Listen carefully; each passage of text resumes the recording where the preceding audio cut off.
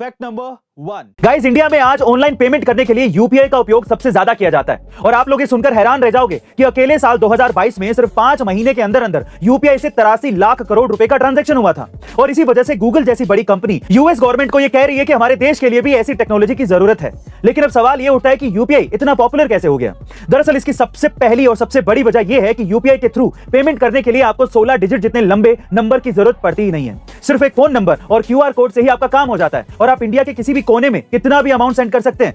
दूसरा, quick and fast transaction, जहां आप सिर्फ 2 से 3 सेकंड में पेमेंट कर सकते हैं। और तीसरा, जीरो ट्रांजैक्शन फीस। गाइस, जब भी आप क्रेडिट कार्ड या फिर किसी डेबिट कार्ड के थ्रू पेमेंट करते हो तो आपको कुछ ना कुछ परसेंटेज ट्रांजैक्शन फीस कट जाती है। लेकिन अगर आप यूपीआई के थ्रू पेमेंट करते हो तो आपका कोई भी पैसा नहीं कटता। और गाइस, इसीलिए अब सिर्फ अमेरिका जैसे देश ही नहीं बल्कि कई देश यूपीआई जैसी टेक्नोलॉजी को अपने देश में लाने की मांग कर रहे हैं। क्या आपको इसके पहले तक ये इंटरेस्टिंग फैक्ट पता था? और अगर नहीं तो कमेंट सेक्शन में जरूर लिखेगा। और ऐसे अमेजिंग वीडियोस के लिए शेयर, सब्सक्राइब एंड लाइक। मिलते हैं अगली वीडियो में।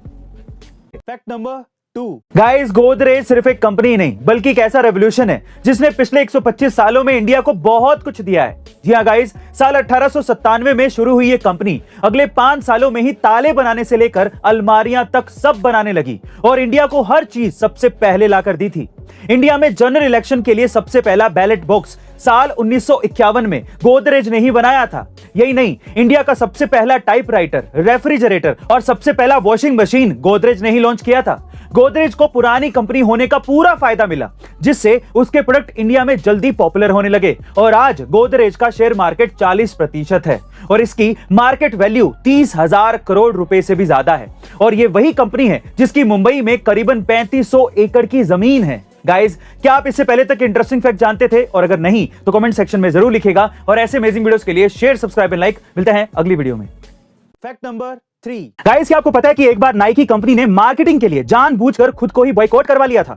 जी हां गाइस, आप ठीक सुन रहे हैं। ये बात है साल 2016 की, जब कोलिन कैपरनिक नाम के यूएस फुटबॉलर फुटबॉल मैच के दौरान अमेरिका के नेशनल एंथम पर खड़े ही नहीं हुए और घुटने पर बैठकर अमेरिका में चल रहे रंग भेद को विरोध करने लगे। फिर क्या था, अमेरिका में ये बात आग की तरह फैल गई और इसका फायदा नाइकी ने उठाया। नाइकी ने उस समय कोलिन फुटबॉलर का साथ दिया और अपनी ओर से उसका एक इमोशनल वीडियो जारी कर दिया, जिसके बाद कई लोग नाइकी को बॉयकॉट करने लगे और उनके प्रोडक्ट्स भी जलाने लगे, जिससे नाइकी के शेयर प्राइसेस भी क्रैश हो गए। लेकिन इसके बाद अचानक से कुछ ऐसा हुआ जिससे पूरी कहानी ही बदल गई। दरअसल जो लोग रंग भेद का विरोध कर रहे थे वो नाइकी के प्रोडक्ट खरीदकर अपना सपोर्ट दिखाने लगे, जिससे नाइकी की सेल्स 31% तक बढ़ गई। यही नहीं, नाइकी को करीबन 1200 करोड़ रुपए की फ्री मीडिया पब्लिसिटी भी मिल गई और करीबन 40,000 करोड़ की ब्रांड वैल्यू भी बढ़ गई।